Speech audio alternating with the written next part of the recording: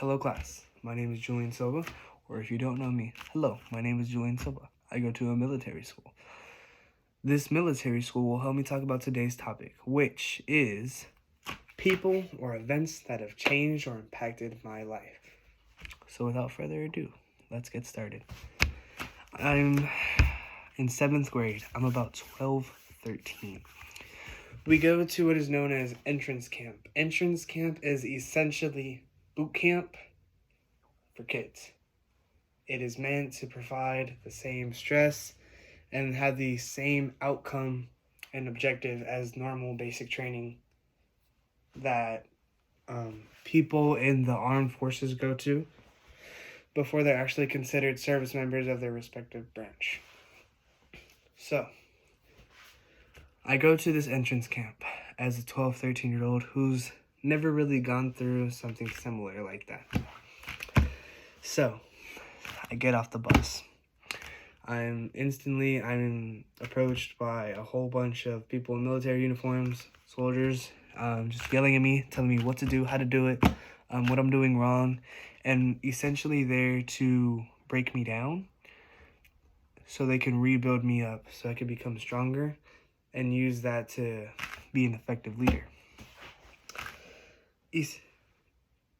Essentially, I went through that, and it did do what it's supposed to do. It did break me down, and it did make me realize a lot of things.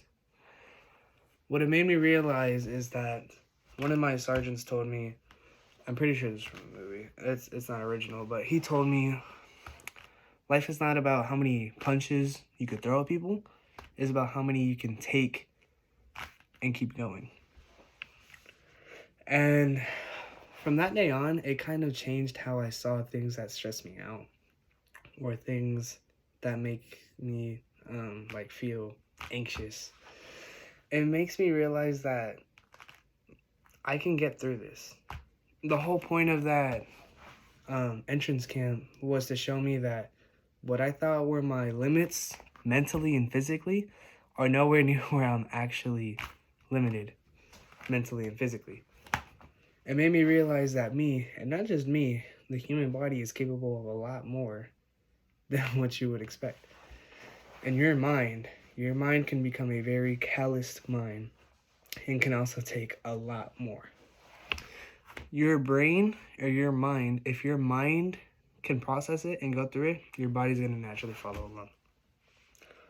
And that's one thing I learned pretty young at military school, is you're going to be provided with a lot of stressors, a lot of things that you don't want to do, a lot of things that make you want to quit, like, hey, why am I here? But you can always keep going.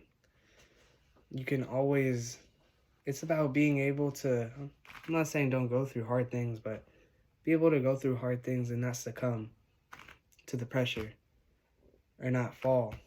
And if you do fall, to get back up and you keep fighting. That's one thing I learned from my military school career as a young person. And those people that have impacted my life were my military school personnel, those sergeants and whatnot. Also, that was from 7th grade. From the summer of my 8th grade to my 9th grade, I essentially had the same thing, same location, with different staff and a different purpose. Slightly different purpose, let me explain. My 8th grade class was very bad. And we are pretty much the reason we made 3 teachers quit. Because yes, we go to military school, but in the classroom, it's just normal civilian teachers. It was pretty much like free game back then. Not that I was one of those kids, but other people were. I was kind of just there. We're sent back to that camp to pretty much re-instill discipline within us. And the whole time, you know, we're good kids when we have to be, but, you know, sometimes we could be a little rambunctious. They start counting every time we do something bad. That's 1 minute. That's 2 minutes. That's 3 minutes. By the end of the week, we had accumulated, just as the males, 2 hours.